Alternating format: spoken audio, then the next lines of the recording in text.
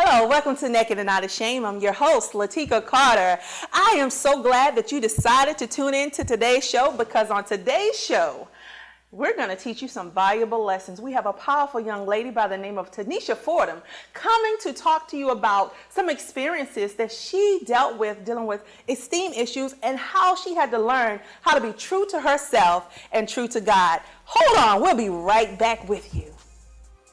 I'm naked. I'm naked. I'm naked and not ashamed. Oh God. I'm naked. Oh yeah. I'm naked.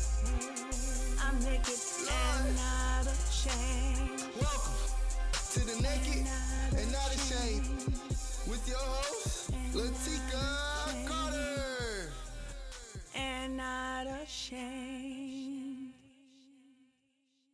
Hi there, welcome to the episode here with Tanisha Fordham. I'm so excited to have her here at Naked and Not Ashamed, and this young lady is phenomenal. I've had the pleasure to speak with her and enjoy great conversations.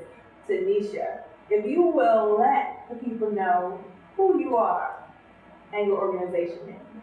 Okay, well, my name is Tanisha Fordham. I'm really excited to be here. I really love any opportunity to just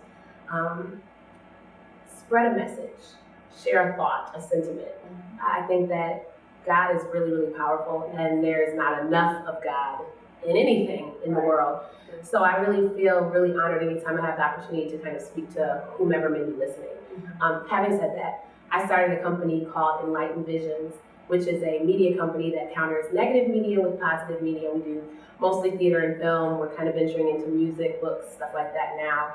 But I started that when I was a junior at North Carolina A&T. Okay. And that's what I've been doing ever since. I think since 2007, which is when we started, I've done 21 productions, whether they've been stage plays or, like I said, films. Most recently, we just finished doing a animation track. So we're praying that we can get the animation actually picked up, but we've done all of the audio, all of the character voices, all of the music. The music and track is totally done. So that's just the kind of stuff that we do. And I hope that when people see me or Enlightened Visions, that they associate that with just light and love, that people will have a better feeling about their own selves and the world that they live in after coming in contact with the stuff that I do, and with me. Awesome. So I do have a question about that. When you talked about negative and positive, is that what you said? Yeah, we try and counter negative media with positive media. Explain that just a little bit. Okay, yeah. Well, so there's just so much like booty shaking on TV. And not just that, but there's just so much negativity in the industry. Yeah. Whether it's music, whether it's television, whether it's film. There's just so much negativity. It's pervasive. Mm-hmm. You know what I mean? And it's really hard, even for, let's start from the youngest of the young. Yeah. For babies, how are they supposed to know how to live right when people are on TV cursing with their breasts out? And like, how am I supposed to figure out how I'm supposed to live right if I'm a child? Right. You know what I mean? And then to our adults, there are a lot of adults who I feel like are misled and misguided on what are our cultural norms, mm-hmm. what's okay, what's acceptable. Mm-hmm. And so we try to make stuff that shows more light, more love, more God. You know what I mean? So that people can have this kind of radar for what is a good way to live. And that it's not, you don't have to be lame to be living in light. Right.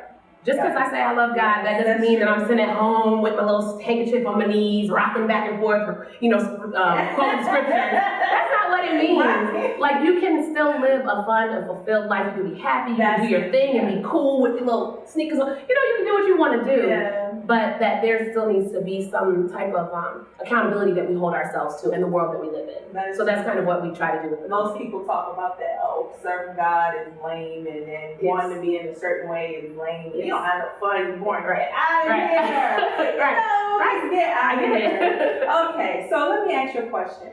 What made you want to come on this show? Okay, well, I love to talk, which I'm sure you can already tell.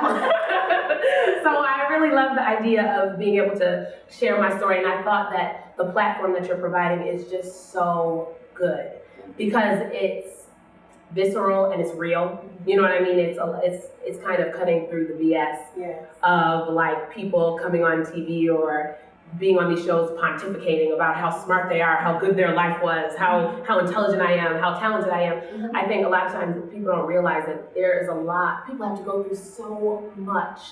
Some people go through so much just to get up in the morning. Yes. Just to get up. And then we see them, so put together, and we decide, that's who I want to be. But you don't know what's really happening. And the makeup is done, and you're feeling all glad, looking all good, and then when they leave, they're crying. Yes. You can't come see them because you didn't see the real person. Yes. So that's what it was for me. For me, it was an opportunity to share with people the reality of my own experience, and then just of the experiences that I've seen other people have to go through. That we are all living a life. We're all on a journey. It's not easy for anyone. Even the most glamorous looking person can have a really terrible struggle that they're going through. So that is the truth. Well, thank you for that, because that is really, really true, and that is one reason why I really wanted to have this show and bring people on to show you look good, but you may have it going on right now, but what really did you go through to help you get to that place? Honey girl, let me tell you. So Tanisha, now, who was Tanisha Fordham before now? Well, I was telling you a little bit earlier, and just to go into it very briefly, I don't have like a sob sad story, you know what I mean? And I think that there's something to be said for not having a sob sad story. And I know a lot of people have sad stories, and I think it's tremendous when people come out of these crazy situations. But my upbringing wasn't really all that troubled, you know what I mean? My mom was a wonderful mom. I'm the product of a single parent household. So in that way, I had a different upbringing than maybe what's considered conventional. But I had a grandfather who loved me in a way that literally I remember the day that I realized, some people have fathers. I was a junior in high school. Everybody was talking about going to the father-daughter dance, and somebody asked me, Tanisha, who are you going with? And I was like, I'm my uncle. We're all, everybody's got fathers? I didn't know, because I got a father. But I never knew that my whole life, you know what I mean? So my upbringing in high school and in elementary school and stuff, it wasn't really all that troubled. I had a great mom, she had a great job, she taught me great morals, I went to private schools, it was great.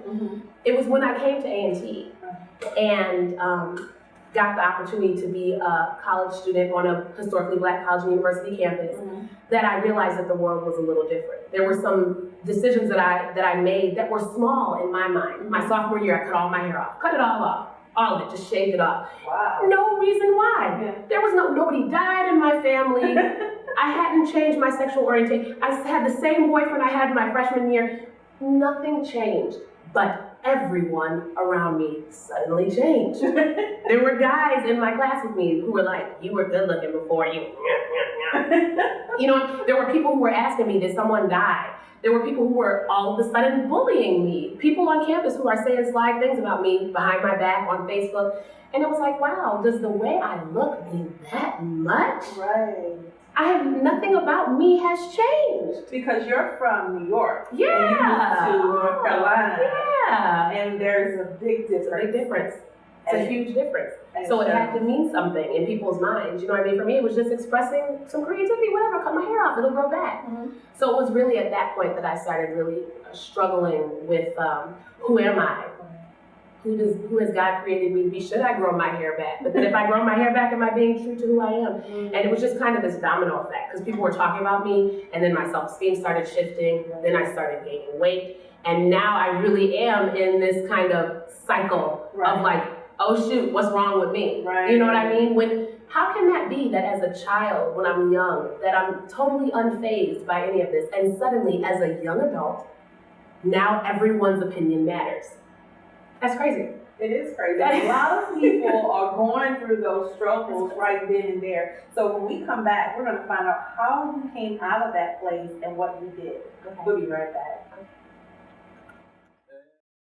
Are you someone who has faced adversity or who have overcame obstacles in your life? Do you have any experience that you have not shared and you want to share with people so that they can see what you have to offer as a person? Naked and Not Ashamed is here to provide support. We can help you feel comfortable in releasing. We want you to divorce your past so that you can marry your future. Reach out to us. Send us an inquiry with your name and a brief story to nakedandnotashamedshow@gmail.com, as well as our social media. We're here for you. We look forward to hearing from you soon.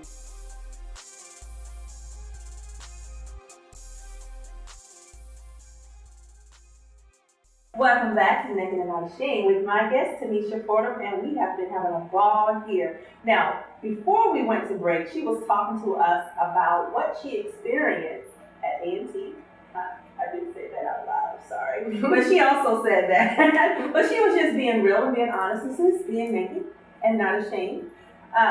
She was just saying what she experienced there on campus and how she had to understand that who she really was, she had to stay true to that. Yeah. So Tanisha, how did you come out of that place of dealing with the esteem issues and trying to find who you were, leaving New York, coming to North Carolina, Yes. whole different everything? Yeah. Well, I'll say, and I have to say this, I love A&T. Yes. Aggie born, Aggie bred. When I die, Aggie I'll be bride. an Aggie bride. Say that's all it takes. Okay.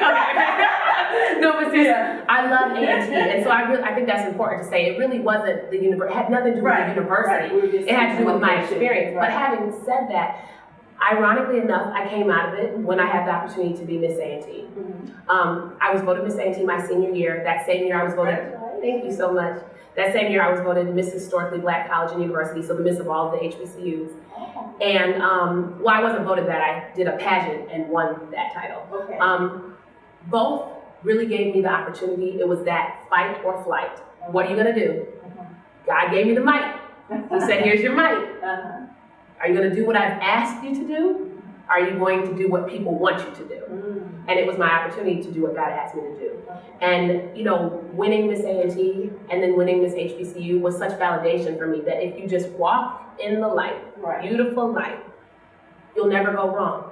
People may be unhappy, you know what I mean? Because I had a lot of adversity that year as Miss A&T, but through the adversity, I was able to see, look at how much success God has brought me. Right. That same year, my husband proposed to me. We had been together all 4 years during college, but my husband proposed to me.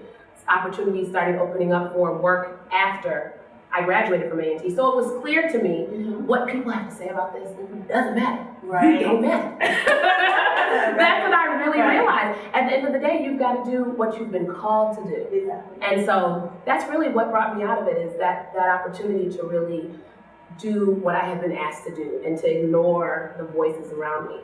So that's really what brought me through. Well, that's awesome. So that also led to you doing a lot of different things with media. Yeah. So can you fill us in on how those things came into place once you said, look, this is me, I'm not going nowhere. I did my first play when I was a sophomore at A&T. It was Dreamgirls. It was the first play that I had done that was like a professional production. So you acted in that? I acted in that play. And then there was another show at Triad Stage that I did.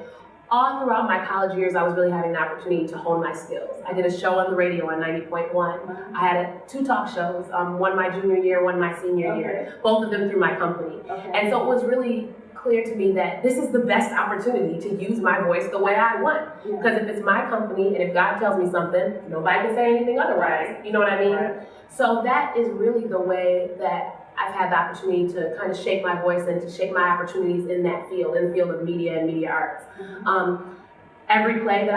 Most every play that I've written has come to me in a dream. So I always tell people, can't take no credit. I'm not all that smart.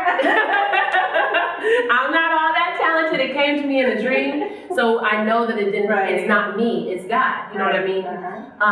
And so it's really just been, it's been running ever since. And it's been hard, it's been challenging, because I'm still the girl, I still have natural hair.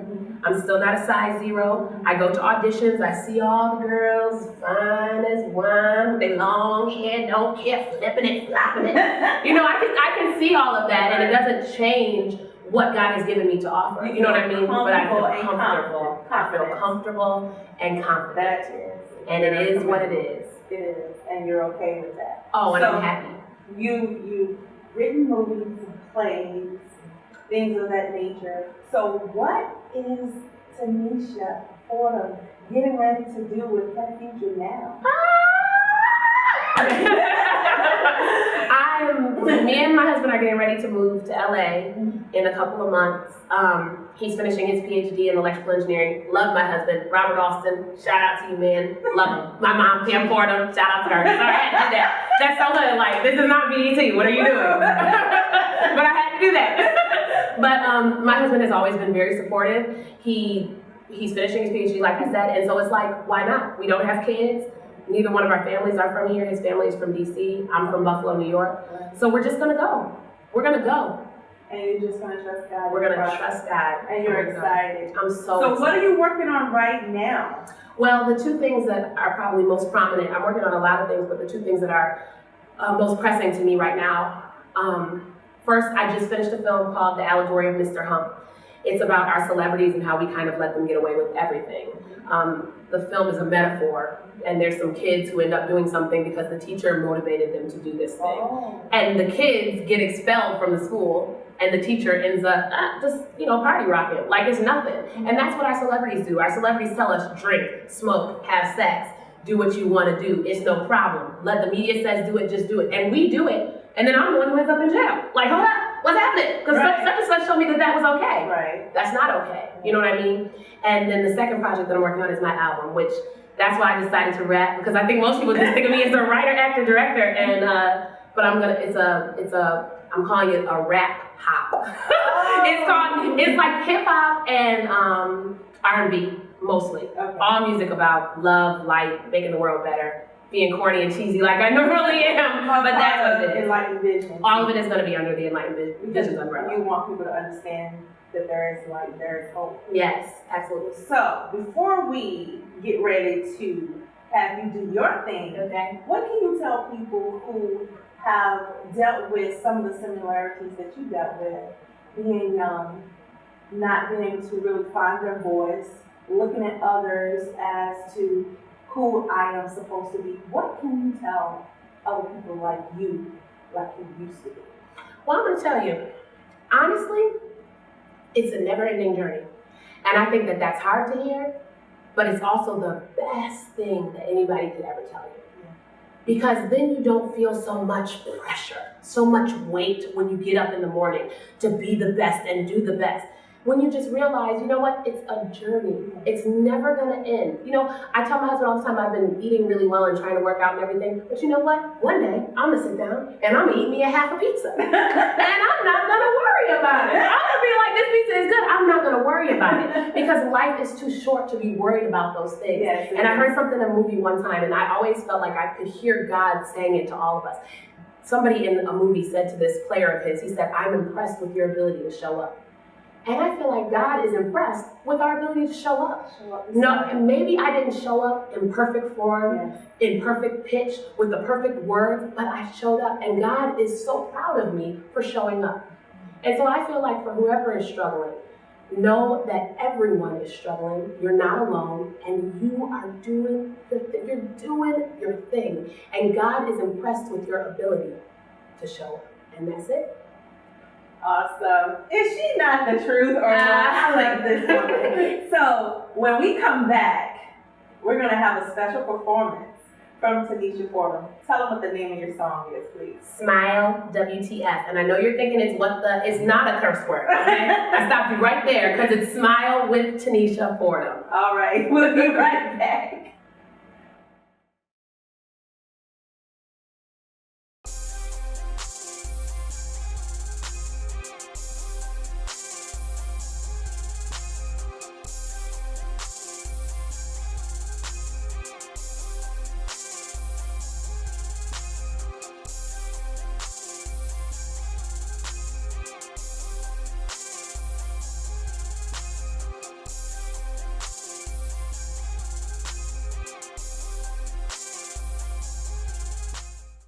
All right, now, we're about to blow this thing up. So whatever you're doing at home, whatever you're eating, whoever you're with, you guys are about to have to get live with us, okay? You have to. You just have to.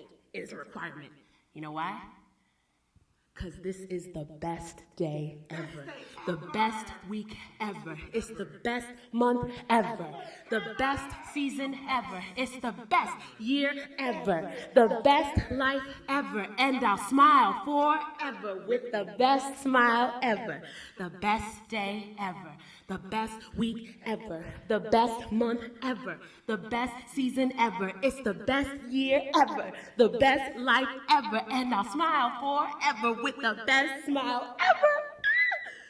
Okay, however good you thought that was, check me out on this one. Here we go. Here we go. I can feel it in my soul. Here we go. I can feel it in my soul. Cause here I go. Cause here I go. Yeah. Here we go. Come on, like the world. Yeah. WTF smile. WTF smile. WTF smile. Here we go. WTF smile. Here we go. WTF smile. Here we go. WTF smile. Here we go. WTF smile. WTF. I bet you never heard a song like this. It makes you want to say yes so hard that you lisp. Get up each morning, put a smile on your face. Learn to laugh out loud and change your place. The world is tough. It can get you down when you're walking around with your head in the cloud. Maybe life isn't nice, isn't treating you right. But even in spite, God is still the light. Get up, get up, get out of your seat. Shake your butt to the beat. Live life on your feet. Stand and be sure it always gets better. Smile, smile, smile, no matter the weather. Here we go. One. Smile. WTF smile. We got your smiling yet? WTF smile. WTF smile. Not yet. WTF smile. Here we go. WTF smile. Here we go. WTF smile. Yep. WTF. My name's Tanisha Forda, and I think I'm appointed, but that just wouldn't matter if I wasn't anointed. I'm here to shine a light to help shape a generation. My name's Tanisha Fordham. God will use me in the nation, and the same can be said for all of you. Live your life, be real and true. Change the world, make it great. Don't stand around chilling, it'll be too late. You and me, we're one and the same. God gave us a play. Let's change this game. New school kids making cool kids lame. We're chasing love, we're not chasing fame. Hey. WTF smile. Hey. WTF smile. That's right. WTF smile. We got your smiling yet? We got your smiling yet? Smile. Here we go. Smile. WTF smile. Oh, roll call is so important. Who's teaching you to live? Check your list carefully. As for mine, here it is. My husband's name is Rob. He is an engineer, but he'll be a great inventor because Jesus he fears. My mama's name is Pam. She is a super teacher, but ask any of her students and they'll tell you she's a preacher. My grandma was the sweetest, grandpa gentle and strong, but their spirits dwell inside me, so they'll always live on. Last is my dog Scoop. Each night he barks a lesson. Never take for granted that smiling is a blessing. Hey! Smile. WTF smile. Okay. WTF We almost through the song. So we better have y'all smiling. If not, we got one more thing. Here we go. WTF smile. WTF. I smile. I grin for a while. I grin. I know that I'm gonna win. I smile. I grin for a while, I grin. I know that I'm gonna win. I smile, I grin for a while, I grin. I know that I'm gonna win. I smile, I grin for a while, I grin. Yeah. I know that I'm gonna win. Smile.